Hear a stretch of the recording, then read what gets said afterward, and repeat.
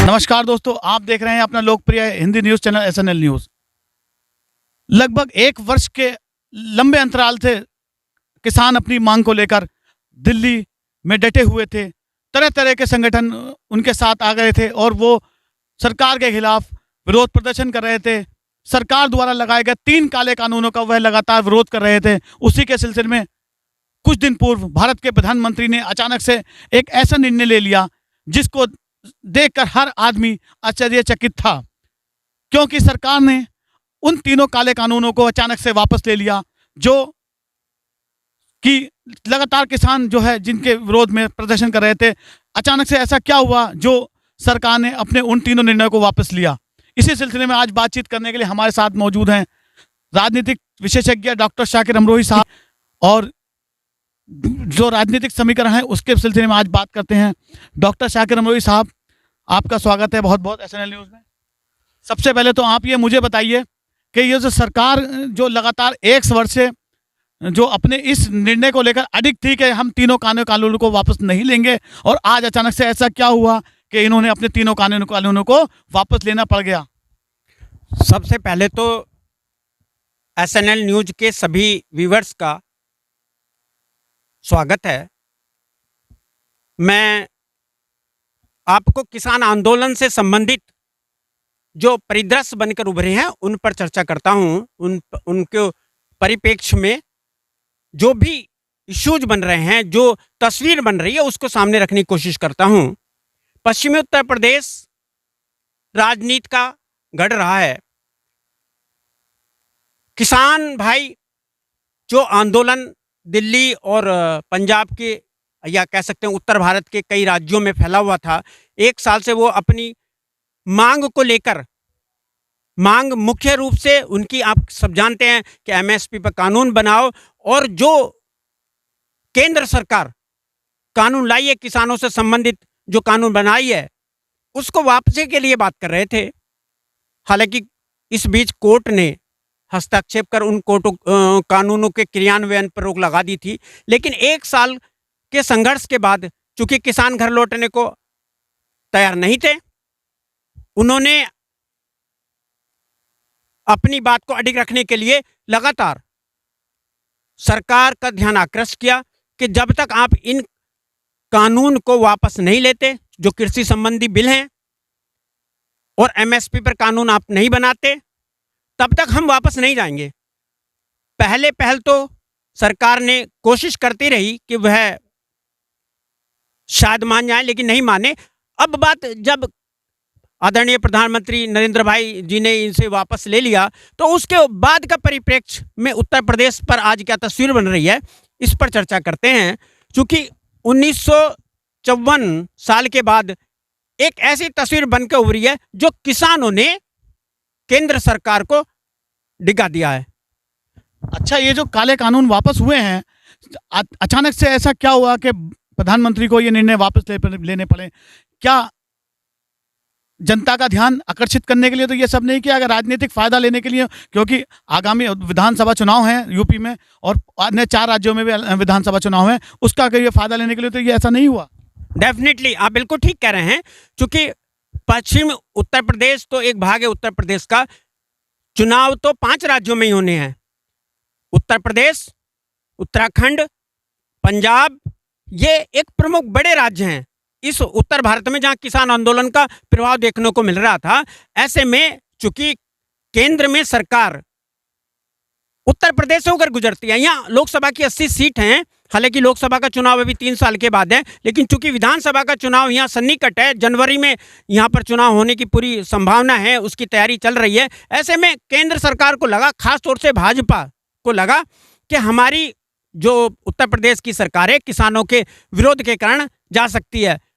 उनसे किसानों की नाराजगी के फलस्वरूप उन्होंने यह निर्णय लिया है। डेफिनेटली आप बिल्कुल ठीक कहते हैं कि इस आंदोलन का सन्निकट वाले चुनाव पर असर देखने को मिलता है, इसलिए केंद्र सरकार ने इसको वापस लिया। अच्छा, एक चीज और साफ क्लियर होती नजर नहीं आ रही है कि जिस प्रकार से भारत के प्रधानमंत्री आदरणीय नरेंद्र मोदी जी ने इस निर्णय को वापस लिया है, लेकिन किसान नेता हैं कि मानने को तैयार नहीं है। उन्होंने ये कहा है कि सरकार को भी चेतावनी दी है कि जब तक इसको एमएसपी को सरकार संसद में पारित नहीं करेगी तब तक हम इसको नहीं मानेंगे। इसको आप किस नजरिए से देखते हैं?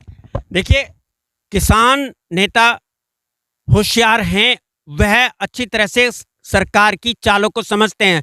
खास तौर से प्रधानमंत्री नरेंद्र भाई मोदी के जो रुख से वह एकदम से अपने आप को निगरान किए हुए हैं, वह उनकी किसी भी इस चाल को कामयाब नहीं होने देंगे जो उनके फेवर में नहीं है। वह तब तक आंदोलन को जारी रखना चाहते हैं जब तक उन्हें ये गारंटी नहीं मिल जाती कि एमएसपी पर कानून बनाएगी सरकार, और अब भविष्य में जो उन्होंने कानून बिल लाए थे उन कानूनों का इम्प्लीमेंट नहीं करेगी, उन्हें रद्द कर देगी ईमानदारी से, तभी वह उसको घर वापसी की बात करेंगे। अच्छा, जिस तरह से ये निर्णय हुआ है उसके बाद से लगातार सियासी हलकों में जो हलचल है, सियासी पार्टियां तरह तरह की रोटियां सेकने को तैयार हैं। कुमारी मायावती ने भी रात स्टेटमेंट दिया है कि हम किसान नेताओं के साथ हैं, जब तक सरकार इस निर्णय को संसद में पारित नहीं करेगी जब तक हम किसानों के साथ खड़े हैं। आदरणीय समाजवादी के राष्ट्रीय अध्यक्ष आदरणीय अखिलेश यादव जी ने भी कल कहा है कि हम किसान नेताओं के साथ हैं, हम पुरजोर लगा करके सरकार को घुटने के टेकने के मजबूर कर देंगे कि संसद में इसको पारित करो। जयंत चौधरी भी लगातार मुजफ्फरनगर में अपनी अपनी रैलियां करते नजर आ रहे हैं। लगातार इस निर्णय को देखते हुए आगामी विधानसभा चुनाव है, यूपी भारत का सबसे बड़ा राज्य है, इसमें डेफिनेटली किस पार्टी को इसको लगातार फायदा हो सकता है, आप किस तरह से इसको देखेंगे? देखिए, पिछले 2017 के विधानसभा चुनाव में बीजेपी बम्पर वोटों से जीती थी, बम्पर उन्हें यहाँ पर बहुमत मिला था, जनमत उनके साथ था। लेकिन किसान आंदोलन की नाराजगी और इस बीच उपजे जो सरकार के प्रति एंटी इनकम्बेंसी फैक्टर है वह काम कर रहा है। पूर्वांचल में अलग इश्यूज हैं, वहाँ ब्राह्मणों की नाराजगी का इशू प्रमुख माना जा रहा है, और पश्चिम उत्तर प्रदेश पर किसानों का, और किसानों में भी खास तौर से जाट बिरादरी का, क्योंकि इन दोनों बड़ी बिरादरियों के प्रभाव क्षेत्र को देखते हुए भारतीय जनता पार्टी यह महसूस करने लगी है कि हम असुरक्षित हो गए हैं और हमें इसका आने वाली विधानसभा में नुकसान हो सकता है। लिहाजा उन्होंने आनन फानन में, यह अलग बात है कि प्रधानमंत्री ने रुआ से अंदाज में कहा और बड़े इस तरीके से कहा कि हम तो बिल्कुल अपनी जगह सही थे, ये किसान थे जो ये ज़बरदस्ती ये बात मानने को तैयार नहीं थे, ये हमें नहीं समझ रहे थे, और उन्होंने अपने निर्णय को इस अंदाज में वापस लिया कि हम ठीक थे लेकिन ये नहीं मान रहे तो ठीक है हम वापस लेते हैं। तो ये थे हमारे साथ एसएनएल न्यूज़ के राजनीतिक समीकरण के जो राजनीतिज्ञ कहलाते हैं डॉक्टर शाकिर अमरोही साहब। अब एक बात और, आगामी विधानसभा चुनाव है, आखिरी सवाल मेरा डॉक्टर शाकिर अमरोही साहब आपसे कि आगामी सूबे का जो यूपी है भारत का सबसे बड़ा सूबा है, अखिलेश यादव की बात करते हैं जो कि समाजवादी पार्टी के राष्ट्रीय अध्यक्ष हैं। छोटे छोटे दलों को, लगभग 20 दलों को वो मिला करके समाजवादी पार्टी आगामी विधानसभा चुनाव में उतरने की तैयारी कर रहे हैं। एक तरफ ओपी राजभर सहित तमाम जो जयंत चौधरी, कांग्रेस, तमाम तरह के राजनीतिक समीकरण जो बन रहे हैं, उभर रहे हैं, उनको अब तमाम तरह के लोगों को अपनी पार्टी में विलय कर रहे हैं। इसको इनका इस नज़रिए से फायदा होगा या नुकसान होगा? एक और जहां बात करते हैं कद्दावर नेता असदुद्दीन ओवैसी को, असदुद्दीन ओवैसी लगातार कह रहे चले आ रहे हैं कि ओपी राजभर जो हमारे नेता हैं हम उनके साथ मिलकर के चुनाव लड़ेंगे, लेकिन ओपी राजभर हैं कि अकेले अखिलेश यादव के साथ गठबंधन करने को मजबूर है। क्या अखिलेश यादव अपने चाचा शिवपाल यादव से और ओवैसी साहब से गठबंधन करेंगे या नहीं करेंगे? इस ओर आप क्या सोचते हैं? देखिए, हर पार्टी अपने इश्यूज को लेकर, अपने मुद्दों को लेकर, अपनी विचारधारा को लेकर, अपनी ज़मीन को लेकर फैसले लेती है। चूँकि भारतीय जनता पार्टी के नेतृत्व में आदरणीय आदित्यनाथ योगी जी के नेतृत्व में यहाँ प्रदेश में सरकार चल रही है, वह अपने तरीके से कोशिश कर रहे हैं और विपक्ष अपने तरीके से कोशिश कर रहा है। 3-4 मर्तबा की मुख्यमंत्री बहन मायावती अपनी तरीके से कोशिश कर रही हैं। तो इस देश की माटी में एक बहुत लंबे पीरियड से राजनीति कर रहे गांधी खानदान की वारिस प्रियंका गांधी भी इसी उत्तर प्रदेश को लेकर चिंतित हैं। वो पूरे प्रदेश में भ्रमण कर रही हैं, वह भी कांग्रेस को खड़ी करना चाहती हैं। ऐसे में आदरणीय मुलायम सिंह यादव जी के सुपुत्र और पूर्व मुख्यमंत्री अखिलेश यादव जी भी कोशिश कर रहे हैं कि वह भी अपने यहाँ पैरों को और मजबूत करें, जो पुरानी उनकी सियासी ज़मीन है, सियासी चादर है, उसको वो मजबूती से खड़े करें और आगामी चुनाव में उसको लेकर सत्ता तक अपने लक्ष्य को हासिल करें।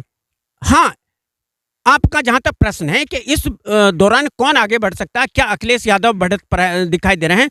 हाँ, ये बात बिल्कुल ठीक है कि अखिलेश यादव फिलहाल जो राजनीतिक समीकरण बनते हैं उनमें अगवा से दिख रहे हैं। कई राजनीतिक छोटे छोटे दल उनके नेतृत्व में आ रहे हैं। जहां तक प्रश्न आपका अवैसी साहब से है, अवैसी साहब भी कोशिश में है कि किसी भी ऐसे संगठन, ऐसी पार्टी के साथ जो बीजेपी को परास्त कर सत्ता में आने की कोशिश कर रहा है, हाँ, वह भी उनके साथ खड़े हो जाएं। हाँ, कभी कभी वह मायावती बहन जी के साथ खड़े नजर आते हैं, कभी राजभर जी के साथ आते हैं, कभी ये सब मिलकर अखिलेश यादव जी के साथ खड़े नजर आते हैं, कभी अलग अलग मोर्चे खड़े होते नजर आते हैं। तो ये सब चलता रहता है। राजनीति में बिंबों की तरह से इनकी कोशिशें दिखती रहती हैं, लेकिन अल्टीमेटली वोट कहाँ पड़ेगा, जो बीजेपी के सामने विपक्षी भूमिका निभा रहा होगा उस पर लोगों की ज्यादा नजर है, और जो जीत रहा होगा बीजेपी के अगेंस्ट, अधिकांश वोट, अधिकांश पार्टियां उसी के साथ खड़ी हो जाएंगी। अच्छा, उत्तर प्रदेश सहित पूरे भारत में अपनी राजनीतिक जो साख है उसको बचाने में लगी कांग्रेस की बात करते हैं। जैसे प्रियंका गांधी जी ने अभी हाल ही में एक बयान दिया था कि हम महिलाओं को 40% आरक्षण देंगे, उसको किस तरह से देखते हैं कि कांग्रेस के इससे फायदा होगा या कांग्रेस को इस जो पहल है उससे नुकसान होगा? देखिए, महिलाओं की बात करके प्रियंका गांधी ने सोती हुई कांग्रेस को जगा दिया है।